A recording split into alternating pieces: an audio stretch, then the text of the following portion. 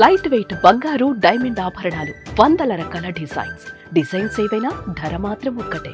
అయితే ఈరోజు మన అతిథి విజయవాడ పార్లమెంట్ సభ్యులు కేశినేని శివనాథ్ అలియాస్ కేశినేని చిన్ని గారు ప్రస్తుతం మనతో ఉన్నారు.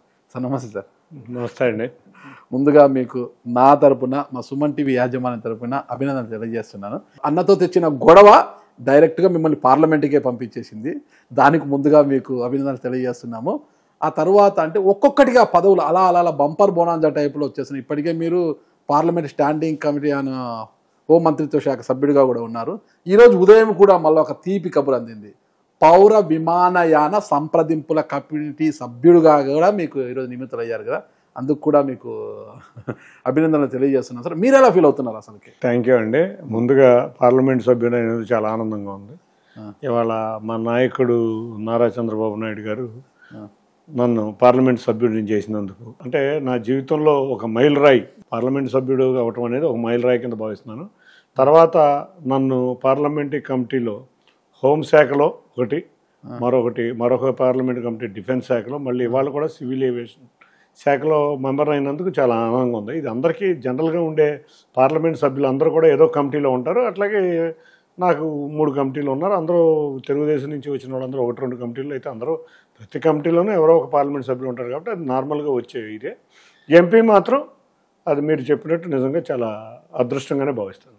ఈ అదృష్టము కేవలం మీ అన్న అంటే మాజీ ఎంపీ కేశినేని నాని గారితో వచ్చిన గొడవ వల్లే వరంగా వచ్చింది అనుకోవచ్చా? అసలు మా కుటుంబం మొదటి నుంచి రాజకీయ కుటుంబమే. ఓకే, మేమందరం తెలుగుదేశం పార్టీలోనే ఉన్నవాళ్ళం. ఓకే, దాంట్లో ఆయన రాజకీయాల్లో ఉన్నారు కాబట్టి ఆయన్ని మేము కుటుంబంగా సపోర్ట్ చేసాం. తర్వాత వచ్చిన గొడవల్లో మళ్ళీ నేను వచ్చాను కాబట్టి మీకు అన్నకు వచ్చిన గొడవల వల్లే కదా మీరు వచ్చింది, ఓ రకంగా అనుకోవచ్చు. ఒక రకంగా మాది ఎప్పుడు తెలుగుదేశం పార్టీలో ఉన్న ఇదే. అంతేకాకుండా నేను చంద్రబాబు నాయుడు గారు కూడా నాకు ఇవ్వాలని ఏముంది అంతే. కాబట్టి అక్కడ ఆయన చాలా సర్వేలు చేసుకున్నారు, ఐవీఆర్ఎస్లు చేసుకున్నారు. దాదాపు 11-12 చేసినాక ఆయన పదే ఒకటే చెప్తారు, నేను క్లియర్గా ఎన్నో సర్వేలు చేసి ఎవరిని సంప్రదించకుండా ఎవరైతే మంచి అభ్యర్థి అని ప్రజలు అనుకుంటున్నారో వాళ్ళనే సెలెక్ట్ చేయించాను అనుకుంటున్నారు. అంటే అన్నతో వచ్చిన గొడవ వల్ల మీరు యాక్టివ్ కావడము, అంటే టీడీపీలో యాక్టివ్ కావడము, యువగలం పాదయాత్రతో లోకేష్ గారు యువగలం పాదయాత్ర ఎన్టీఆర్ జిల్లా అంతా మీరు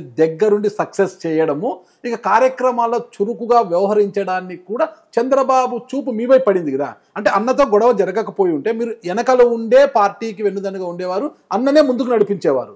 అన్నతో వచ్చిన గొడవ వల్లే మీరు తెరపైకి వచ్చారు, పార్టీలో చురుగ్గా పాల్గొని యువగలం పాదయాత్ర ఫోకస్ అంతా మీపైనే ఉండింది. ఇవన్నీ కలిసి వచ్చే కదా మీరు ఎంపీ అయ్యారు, కాదంటారా? ఒక్కటండి, ఎవరు అదృష్టాన్ని ఎవరు కాదనలేరు, ఆపలేరు. ఫస్ట్ థింగ్ గొడవ అసలు గొడవ అయిపోయింది, దాన్ని అసలు ఇప్పుడు సంబంధించిన విషయం కాదు. కానీ ఆయన సమర్థుడైన నాయకుడు అయితే చిన్నవాడు ఎందుకు వస్తాడు? అంతేగాని గొడవ కాదు. ఆయన సమర్థత లేదు కాబట్టి నేను వచ్చాను, ప్రజలకు నచ్చాను, మెచ్చారు కాబట్టి నాకు సీటు ఇచ్చారు.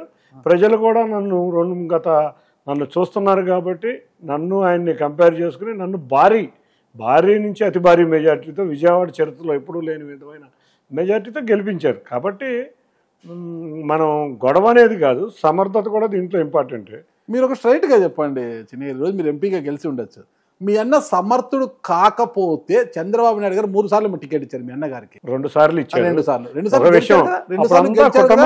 2019లో వైఎస్ఆర్ కాంగ్రెస్ పార్టీ గాలి విపరీతంగా వీచిన మీ సన్నిహిత మిత్రుడు పివిపి గారి మీద గెలిచారు. ఆయన పివిపి గారు మీ అన్నకు శత్రువు, మీకేమో ఆయన మిత్రుడు. ఓకేనా? పివిపి గారి మీద కూడా గెలిచి ఒక రికార్డు సృష్టించాడు. అంత వేవులో కూడా ఇక్కడ ఎమ్మెల్యేలంతా గెలిచినా కూడా, వైసీపీ నుంచి ఎమ్మెల్యేలంతా గెలిస్తే మీ అన్న మాత్రము ఎంపీగా గెలిచారు. ఇక్కడ అతను అప్పుడు సమర్థుడు కాకపోయి ఉంటే ఎందుకు గెలుస్తాడు అప్పుడు? ఆయన సమర్థుడా నేను సమర్థుడా అనేది మా ఇద్దరి మధ్య పోటీలో తేలిపోద్ది. ఓకే, అంతేగాని నేను లేనప్పుడు ఇంకా పీవీపీ నుంచి ఉన్నప్పుడు మరి పీవీపీ మీద ఆయన సమర్థుడని ఫీల్ అయ్యారు ప్రజలు. రెండోది పీవీపీ నాకు మిత్రుడే, మిత్రుడు అయితే మిత్రుడే కానీ నేను ఏ రోజైనా తెలుగుదేశం అయితే జవదాటని కుటుంబం మాది. ఏ రోజు పీవీపీ మిత్రుడు నుంచున్నా ఏ రోజు మాట్లాడలేదు, నుంచున్న రోజు కూడా మాట్లాడలేదు. ఎప్పుడు ఎలక్షన్స్లో మేము కలిసిందే లేదు. కానీ మా కుటుంబం అప్పటికీ తెలుగుదేశమే, ఆయన్ని గెలిపించాలనే కృతనిశ్చయంతోనే ఉన్నాం మేము కూడా. ఎంపీగా గెలవడాన్ని మనం పక్కన పెడితే అన్న మీద గెలవడం అనేది ఎలాంటి కిక్కునిస్తుంది మీకు అసలు? అక్కడ అన్న ఇంకొకళ్ళ కాదు, అక్కడ వైకాపా పార్టీ అభ్యర్థి, దాని మీద మేము భారీగా గెలవాలి అంతే. అక్కడ ఎవరైనా కూడా మేము మీకు ఆ పాత ఇంటర్వ్యూలో కూడా చెప్పాను, మీకు గుర్తుందో లేదో, జగన్మోహన్ రెడ్డి వచ్చినా అక్కడ తెలుగుదేశమే గెలుస్తుంది అంతే అని ఆ రోజే చెప్పాను మీకు. అది చిన్ని గారి బలమా పార్టీ బలమా? 100% పార్టీ బలం. పార్టీ బలంతో కూడిన నా శ్రమ. ఎప్పుడైనా ఒకటే గుర్తుంచుకోండి, ఎక్కడైనా మా నాయకుడి యొక్క కష్టం, మా కార్యకర్తల యొక్క కష్టం, మా కార్యకర్తల త్యాగం, మా నాయకుడి యొక్క త్యాగం, వీటిల్లో నేను కూడా ఒక కార్యకర్తనే కాబట్టి మేము అందరం కలిసికట్టుగా పార్టీని గెలిపించాం. 100% తెలుగుదేశం బలం. గెలవడమే కాదు, ఓడిన తర్వాత మీ అన్న ఆయన పార్టీ కార్యాలయం పైన ఉండే ఆయన అంటే జగన్మోహన్ రెడ్డితో కూడుకున్న పార్టీ ఫ్లాగులు కావచ్చు, జగన్మోహన్ రెడ్డి గారి చిత్రపటాలు కానీ పీకి అన్ని కట్టగట్టి అవతల పడేసి ఇక రాజకీయాలకు రామ్ రామ్ అనేలా చేశారు కదా మీరు. సరే మీరు సామాన్యులు కాదండి చిన్ని గారు. నేను చేయటం సార్, ప్రజలు ఇవాళ మార్పు కోరుకున్నారు, బలంగా కోరుకున్నారు. చంద్రబాబు నాయుడు గారు కావాలని కోరుకున్నారు. అది గ్రహించలేకపోవటం అతని గ్రహపాటు, అంతేగాని వాళ్ళ ప్రజలు నిజంగా చంద్రబాబు నాయుడు గారు ముఖ్యమంత్రి భారీ విజయం మీరు చూస్తే చరిత్రలో ఎప్పుడు విని కని వీరునై ఏరు కానీ విజయం ఇచ్చారు. అంటే అంత విసిగి వేసారిపోతుంటే జగన్మోహన్ రెడ్డి గొప్ప అతను, చాలా గొప్ప పార్టీలోకి వెళ్ళారు అని ఫీల్ అయినాక ఆ తర్వాత ఆగ్రహం, ప్రజా ఆగ్రహం అర్థమైంది కాబట్టి వెళ్ళిపోయాడు. నేను పంపించింది కాదు. తెలుగు ప్రజలు కంగ్రాట్స్ చెప్పారా? అసలు మా ఇద్దరు మాటలు ఎప్పుడు లేవు అన్నాం. లేదు, మొత్తం మీద తీసుకుంటే ఎంపీగా గెలిచారు, ఆంధ్ర క్రికెట్ అసోసియేషన్ అధ్యక్షుడు కూడా అయిపోయారు, దాంతోపాటు పలు పదవులు కూడా అలా అలా అలా వచ్చేస్తున్నాయి. ఏమి చేసినా గతంలో మొన్న 2 సార్లు ఎంపీగా చేసినప్పటికీ కూడా ఈరోజు నేను అది చేశాను, ఇది చేశాను, ఆ ఫ్లైఓవర్లు తెచ్చాను, నాగార్జున యూనివర్సిటీ నుంచి అంటే ఆ టోల్ గేట్ దగ్గర నుంచి గన్నవరం ఎయిర్పోర్ట్ వరకు ఒక ఫ్లైఓవర్ని తీసుకెళ్ళడానికి అది కూడా నేనే మంజూరు చేశాను, అవి ఇవి అని చాలా చెప్పుకుంటున్నారు. అయితే భవిష్యత్తులో చిన్ని గారు కూడా ఇవి నేను చేశాను అని చెప్పుకునే అభివృద్ధి ఎలా ఉండబోతుందంట? నాగార్జున ఫ్లైఓవర్ నుంచి ఎక్కడ నేనైతే ఫ్లైఓవర్ చూడలేదు. యూనివర్సిటీ నుంచి బెంజ్ సర్కిల్ ఫ్లైఓవర్ ఒకటి వచ్చింది, అది కూడా తర్వాత కనదుర్గ ఫ్లైఓవర్ ఒకటి వచ్చింది.